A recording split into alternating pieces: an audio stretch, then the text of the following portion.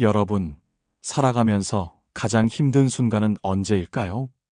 돈이 부족할 때도, 건강이 흔들릴 때도 힘들지만 가장 가슴을 아프게 하는 건 사람의 무례함을 마주할 때입니다. 가까운 사람일수록 더 아프고 모르는 사람일수록 더 억울하죠. 그러다 보니 무례한 사람 앞에서 말을 잃고 마음이 무너져 버리곤 합니다. 그런데 말입니다. 단 한 가지 방법만 알면 무례한 사람은 더 이상 두렵지 않습니다. 오히려 그 사람은 다시는 당신 앞에서 함부로 굴지 못하게 되죠. 오늘 그 이야기를 해드리겠습니다. 이 영상을 끝까지 들어보세요. 아마도 당신의 인간관계가 통째로 달라질 수 있습니다. 오늘 나는 당신에게 하나의 비밀을 전하고 싶습니다. 그것은 바로 무례함의 본질을 이해하는 순간 그들은 더 이상 우리를 해칠 수 없다는 것입니다. 이것은 단순한 위로가 아닙니다. 이것은 수천 년의 철학적 지혜와 인간 본성에 대한 깊은 통찰에서 나온 진실입니다. 모든 사람은 자신이 보는 세상을 살아간다. 이 말을 처음 들었을 때 당신은 어떤 기분이었나요? 혹시 무슨 뜻인지 모르겠다고 생각하셨나요?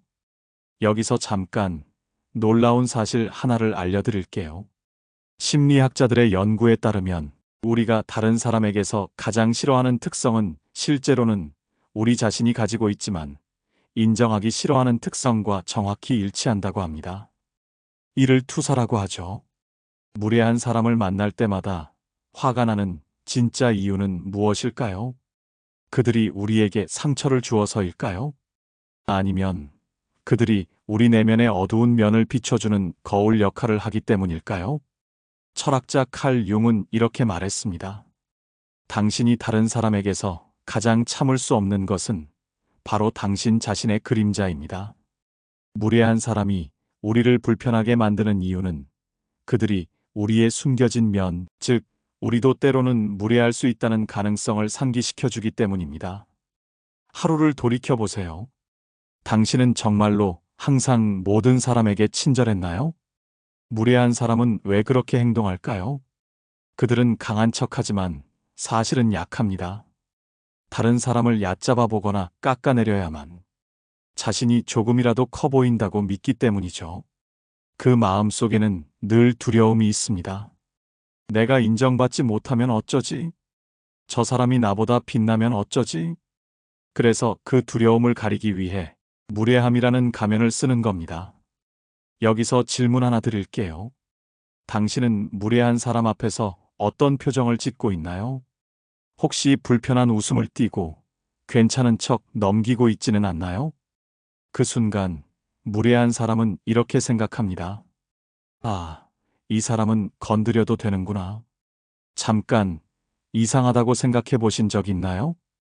똑같은 무례한 말을 들어도 어떤 사람은 웃어넘기고 어떤 사람은 며칠 동안 괴로워한다는 사실을요. 붓다는 이런 이야기를 했습니다.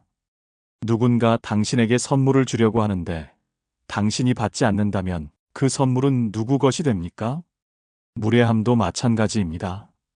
누군가 당신에게 무례함이라는 선물을 주려고 하지만 당신이 그것을 받지 않는다면 그 무례함은 오롯이 그 사람의 것으로 남게 됩니다. 여기서 핵심은 선택입니다. 우리는 다른 사람의 무례함을 받아들일지 말지를 선택할 수 있습니다. 상처받을지 말지도 우리가 선택하는 것입니다. 에픽테토스는 2000년 전에 이미 이 진리를 간파했습니다. 사람들을 괴롭히는 것은 사건 자체가 아니라 사건에 대한 그들의 판단이다. 당신이 무례한 사람 때문에 화가 나는 순간 잠시 멈춰서 물어보세요. 이 감정은 정말 그들이 만든 것일까? 아니면 내가 선택한 것일까? 상상해 보세요. 길거리에서 당신에게 소리를 지르며 화를 내는 사람이 있다고 해봅시다. 겉으로는 위협적이고 공격적으로 보이지만 만약 그 사람의 마음속을 들여다볼 수 있다면 어떨까요? 아마도 거기에는 두려움이 있을 것입니다. 외로움이 있을 것이고 인정받고 싶은 간절함이 있을 것입니다. 그리고 무엇보다도 자신조차 사랑하지 못하는 슬픔이 있을 것입니다. 여기 충격적인 연구 결과가 하나 있습니다. 하버드 대학의 심리학과 연구에 따르면 타인에게 지속적으로 무례하게 구는 사람들의 99%가 극도로 낮은 자존감을 가지고 있다고 합니다. 그들의 공격성은 사실 방어막인 셈이죠. 다시 말해, 무례한 사람은 사실 가장 상처받기 쉬운 사람입니다. 그들은 자신의 내면의 공허함과 아픔을 감추기 위해 가시를 돋우고 있는 것입니다. 플라톤은 모든 악행은 무지에서 나온다고 했습니다. 무례한 사람은 자신이 얼마나 아름다운 존재인지를, 얼마나 사랑받을 가치가 있는지를 모르는 사람입니다. 그래서 남들을 공격함으로써 자신의 가치를 확인하려고 하는 것이죠. 무례한 사람을 만났을 때 많은 이들이 두 가지 반응을 합니다. 첫째, 억울하지만 꾹 참는 것. 둘째, 즉시 화를 내고 감정적으로 폭발하는 것. 하지만 이 두 가지는 모두 무례한 사람을 더 기세등등하게 만듭니다. 참으면 만만해 보이고 화를 내면 똑같이 무례한 사람으로 전락하기 때문이죠. 그렇다면 어떻게 해야 할까요? 여기서 중요한 힌트 하나. 무례한 사람은 당신의 감정에 반응할 때 힘을 얻는다는 겁니다. 즉, 우리가 해야 할 일은 감정을 빼앗기지 않는 것입니다. 철학자 칸트는 이런 말을 했습니다. 사람을 수단이 아닌 목적으로 대하라. 무례한 사람은 우리를 목적이 아닌 수단으로 여깁니다. 자신의 불안을 덮기 위한 희생양, 자신의 우월감을 세우기 위한 도구. 하지만 우리는 누군가의 수단이 아니라 존엄한 존재입니다. 이 사실을 잊지 않는 순간 우리의 눈빛과 말투는 자연스럽게 달라집니다. 바로 그 순간 무례한 사람은 더 이상 두렵지 않습니다. 무례한 사람에게 끌려다니지 않으려면 사람은 본능적으로 자기 힘을 시험합니다. 이 사람은 내가 함부로 대해도 되는 사람인가? 아니면 나보다 더 단단한가? 그 경계를 처음 만나는 순간에 드러냅니다. 만약 그때 우리가 아무 말도 못하면 그 사람은 앞으로도 계속 우리를 함부로 대할 겁니다. 하지만 딱 한 번만 단호하게, 그건 아니에요. 이 한마디를 건네면 상대는 이 사람은 쉽게 꺾이지 않네 하고 느낍니다. 여러분, 기억하세요. 무례한 사람을 제압하는 건 힘이 아니라 태도입니다. 궁금하지 않으세요? 무례한 사람을 만났을 때 화내지 않고 오히려 평온을 유지하는 사람들의 비밀이 무엇인지요? 그 비밀은 바로 연민입니다. 하지만 여기서 말하는 연민은 동정심이 아닙니다. 진정한 연민은 상대방의 고통을 이해하는 것입니다. 달라이 라마는 이런 말을 했습니다. 적에게 연민을 느끼는 것이 가장 어렵지만 동시에 가장 필요한 일입니다. 왜냐하면 그들이야말로 가장 많은 고통을 안고 살아가는 사람들이기 때문입니다. 무례한 사람을 만날 때 이렇게 생각해 보세요. 저 사람은 지금 얼마나 아플까? 어떤 상처가 저런 행동을 하게 만들까? 놀라운 일이 일어날 것입니다. 연민을 느끼는 순간 당신은 더 이상 상대방의 무례함에 반응하지 않게 됩니다. 마치 아픈 아이가 떼를 쓸 때 화내지 않고 오히려 더 따뜻하게 안아주고 싶어지는 것처럼요. 이상한 현상 하나를 발견하셨나요? 무례한 사람들은 항상 같은 종류의 사람들과 어울리고 비슷한 상황에 자신을 몰아넣는다는 것을요. 이것은 우연이 아닙니다. 물리학의 공명현상처럼 사람도 같은 주파수끼리 끌어당기고 공명합니다.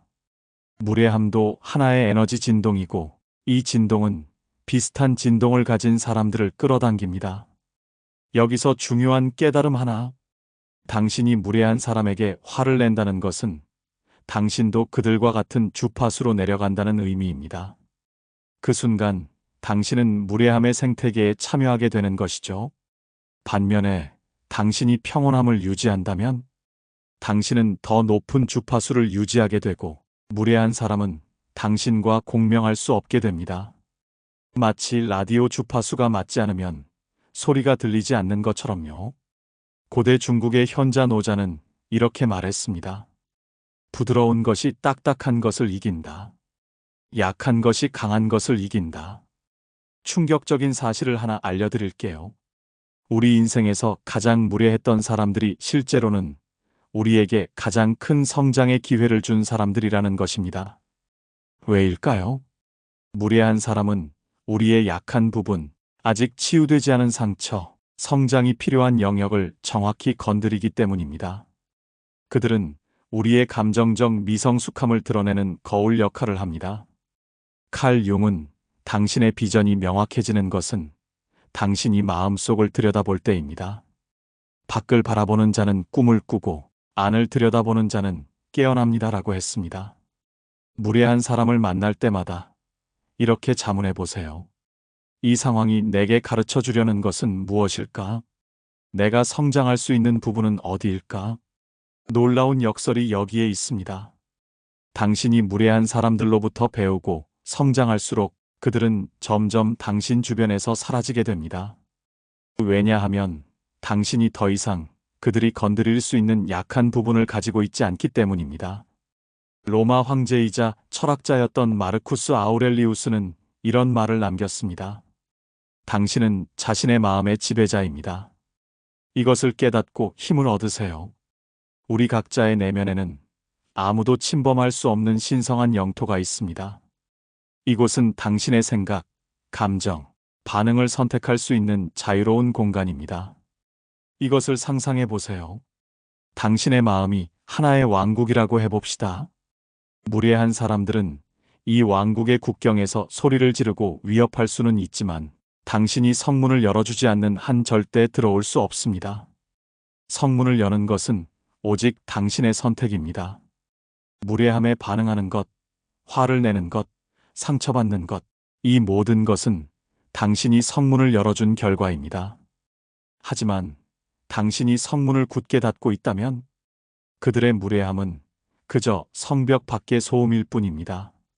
당신은 왕국 안에서 평화롭게 자신의 일을 계속할 수 있습니다. 원수를 사랑하라는 말을 들어보신 적이 있나요? 많은 사람들이 이를 비현실적인 이상론이라고 생각합니다. 하지만 이 말의 진정한 의미를 이해하면 이것이 얼마나 실용적이고 지혜로운 조언인지 알게 됩니다. 여기서 말하는 사랑은 감정적 호감이 아닙니다. 이것은 상대방을 한 인간으로서 이해하고 받아들이는 것입니다. 무례한 사람을 사랑한다는 것은 다음을 의미합니다.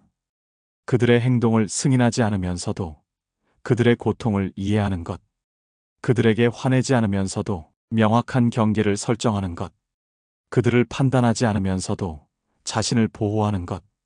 놀라운 과학적 사실 하나, 뇌과학 연구에 따르면 우리가 누군가에 대해 사랑과 연민을 느낄 때 분비되는 호르몬 옥시토신, 세로토닌은 스트레스 호르몬을 중화시킵니다. 즉, 사랑은 우리 자신을 치유하는 가장 강력한 약입니다. 이런 경험 해보셨나요? 무례한 사람과 대화한 후 집에 돌아가서 가족에게 까칠하게 굴게 되는 것을요. 무례함은 바이러스처럼 전염됩니다. 하지만 좋은 소식이 있습니다. 친절과 평온함도 마찬가지로 전염됩니다. 그리고 우리는 어떤 바이러스에 감염될지 선택할 수 있습니다. 무례한 사람 앞에서 흔들리지 않으려면 3가지 힘을 길러야 합니다.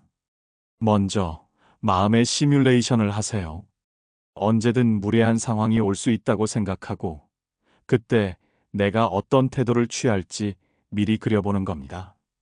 준비된 마음은 쉽게 무너지지 않습니다. 다음은 호흡의 힘입니다. 불쾌한 말을 들었을 때 곧바로 반응하지 말고 천천히 숨을 들이마시고 내쉬세요. 단 몇 초의 호흡이 감정을 가라앉히고 지혜로운 대응을 가능하게 합니다. 마지막으로 자신을 바라보는 눈을 가지세요. 내가 지금 화가 나고 있구나 하고 알아차리는 순간 감정의 노예가 되지 않고 주인이 될 수 있습니다. 친절하되 바보는 되지 마라. 무례한 사람에게 연민을 느끼라고 해서 그들의 행동을 모두 받아들이라는 뜻은 아닙니다. 지혜로운 사람은 마음은 열고 경계는 확실히 합니다. 경계 설정은 사랑의 한 형태입니다. 자신에 대한 사랑이자 상대방이 더 나은 사람이 되도록 돕는 사랑입니다. 효과적인 경계 설정의 예시. 당신의 심정은 이해하지만 그런 식으로 말씀하시면 대화를 계속하기 어렵습니다. 화가 나신 것 같은데 잠시 시간을 갖고 나중에 다시 이야기해요. 저는 존중받기를 원합니다. 서로 존중하는 방식으로 대화했으면 좋겠어요. 중요한 것은 톤입니다. 공격적이거나 방어적이지 않고 차분하고 확고하게 말하는 것입니다. 흥미로운 질문 하나 드릴게요. 당신이 가장 싫어하는 무례한 행동은 무엇인가요?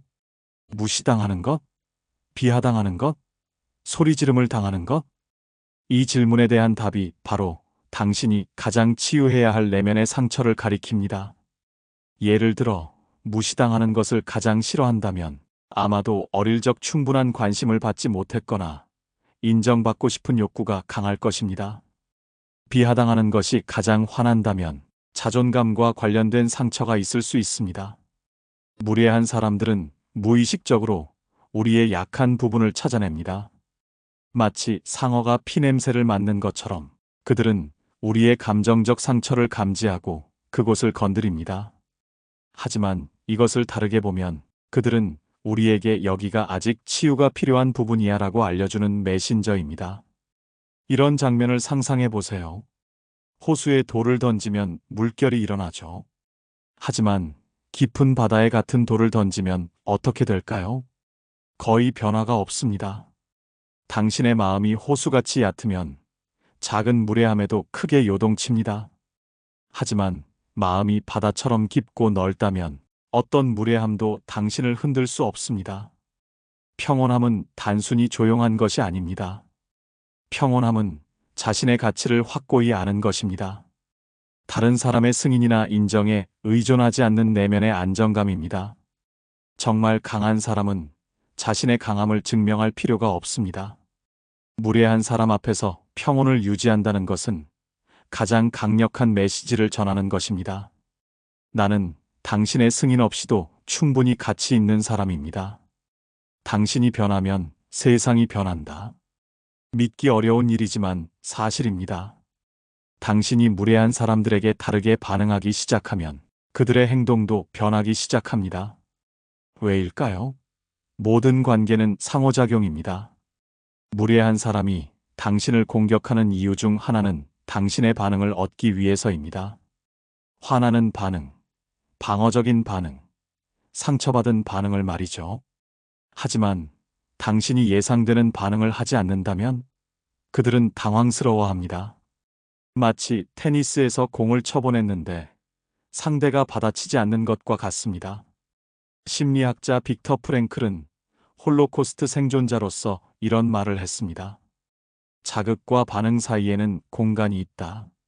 그 공간에서 우리는 반응을 선택할 힘을 갖는다.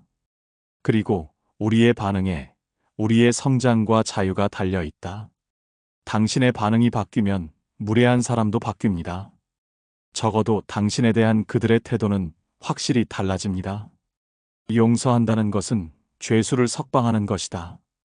그리고 그 죄수가 바로 당신 자신이었음을 발견하게 된다. 이 아름다운 말은 남아프리카의 데스몬드 투투 대주교의 말입니다. 용서에 대한 큰 오해가 하나 있습니다.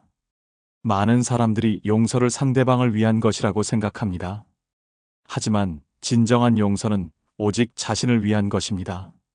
무례한 사람을 용서한다는 것은 그들의 행동을 승인하는 것이 아닙니다. 그들과 친해지겠다는 뜻이 아닙니다. 경계를 허물겠다는 의미가 아닙니다.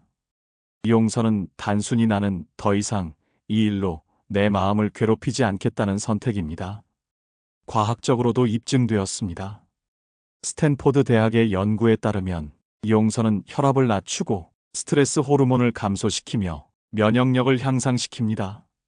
용서는 가장 강력한 자기 치료법입니다. 상상해 보세요.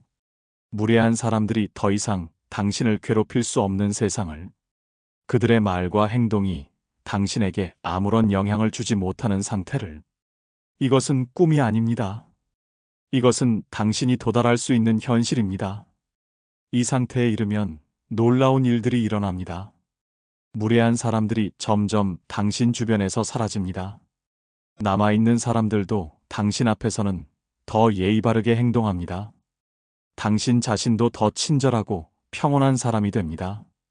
전반적인 인간관계의 질이 향상됩니다. 왜 이런 일이 일어날까요? 당신의 에너지가 바뀌었기 때문입니다. 당신은 더 이상 갈등과 드라마를 끌어당기는 에너지를 발산하지 않습니다. 양자물리학의 관찰자 효과처럼 당신이 세상을 보는 방식이 바뀌면 세상 자체가 바뀝니다. 핵심을 다시 한번 정리해 보겠습니다. 무례한 사람은 자신의 상처와 고통을 표현하는 방식이 서툰 사람입니다. 그들의 무례함은 그들의 문제이지 당신의 문제가 아닙니다. 당신은 언제나 선택할 수 있습니다. 무례함에 반응할지, 평온함을 유지할지를, 상처받을지, 연민을 느낄지를, 화낼지, 이해할지를. 그리고 가장 중요한 것은 무례한 사람들은 당신이 성장할 수 있는 기회를 제공합니다. 그들은 당신의 약한 부분을 보여주고 치유가 필요한 상처를 가리키며 더 강하고 지혜로운 사람이 되도록 도전합니다. 이제 당신은 무례한 사람이 더 이상 두렵지 않습니다. 왜냐하면 당신은 그들의 진짜 모습을 보고 그들의 고통을 이해하며 당신 자신의 반응을 선택할 수 있는 힘을 갖고 있기 때문입니다. 오늘부터 당신의 새로운 여정이 시작됩니다. 무례한 사람을 만날 때마다 이렇게 생각해 보세요. 아, 저 사람이 내게 성장의 기회를 주고 있구나. 저 사람의 고통이 느껴진다. 나는 평온함을 선택한다. 당신이 이렇게 생각하는 순간 당신은 이미 자유로워진 것입니다. 무례함이라는 감옥에서 벗어나 진정한 내면의 평화를 찾은 것입니다. 마지막으로 하나의 약속을 해주세요. 무례한 사람을 만날 때마다 화내는 대신 잠시 멈춰서 깊게 숨을 쉬고 그들의 고통을 이해하려고 노력해 보세요. 그리고 당신 자신에게 물어보세요. 이 상황에서 가장 지혜로운 반응은 무엇일까? 당신 안에는 이미 모든 답이 있습니다. 무례함을 넘어선 평온함, 분노를 넘어선 연민, 반응을 넘어선 선택의 힘이 모두 당신 안에 있습니다. 세상이 당신을 무례하게 대한다고 해서 당신까지 무례해질 필요는 없습니다. 세상이 거칠다고 해서 당신까지 거칠어질 필요는 없습니다. 당신은 다른 선택을 할 수 있습니다. 더 높은 차원의 선택을 할 수 있습니다. 이것이 진정한 힘입니다. 외부 상황에 휘둘리지 않고 내면의 평화를 유지하는 것, 다른 사람의 무례함에 반응하지 않고 자신만의 품격을 지키는 것, 이것이 바로 진정한 강함입니다. 무례한 사람이 더 이상 두렵지 않은 이유를 이제 당신은 알게 되었습니다. 그들은 단지 치유가 필요한 상처받은 영혼일 뿐이고 당신은 그들의 상처에 휘둘리지 않을 선택권을 가진 자유로운 존재이기 때문입니다. 당신의 여정은 이제 시작입니다. 무례함을 만날 때마다 성장하고 갈등을 만날 때마다 더 지혜로워지며 상처를 만날 때마다 더 깊은 연민을 배우는 아름다운 여정 말입니다. 세상은 당신이 생각하는 것보다 훨씬 아름다운 곳입니다. 무례함의 베일을 걷어내고 그 너머를 본다면 거기에는 사랑과 이해와 성장의 기회들로 가득한 세상이 펼쳐져 있습니다. 당신은 이미 충분히 강합니다. 이미 충분히 지혜롭습니다. 이미 충분히 사랑받을 가치가 있습니다. 다른 누군가의 무례함이 이 진실을 바꿀 수는 없습니다. 오늘 이 순간부터 당신은 무례함이 아닌 사랑을, 반응이 아닌 응답을, 두려움이 아닌 평온을 선택하는 자유로운 영혼입니다. 무례한 사람을 만나 단호하게 대응하려면 평소부터 나를 존중하는 연습을 해야 합니다. 불필요한 사과를 줄이세요. 내가 싫은 건 분명하게 말하세요. 스스로를 낮추는 농담은 하지 마세요. 작은 습관이 쌓일수록 당신의 태도는 단단해지고 무례한 사람은 자연스럽게 다가오기 어려워집니다. 여러분, 무례한 사람은 어디에나 있습니다. 우리가 그들을 피할 수는 없습니다. 하지만 그들이 더 이상 두렵지 않게 만드는 방법. 무례한 사람은 어디에나 있습니다. 하지만 중요한 건 그들이 아니라 그 앞에서 흔들리지 않는 당신의 태도입니다. 오늘 이야기 마음에 와닿으셨다면 구독과 좋아요로 함께 해주세요. 당신의 존엄을 지키는 여정, 저와 계속 함께 하시길 바랍니다. 여러분, 잊지 마세요. 무례한 사람은 더 이상 두렵지 않습니다. 당신은 이미 충분히 단단한 사람이니까요. 다음 영상에서 또 만나요. 별책룸이었습니다.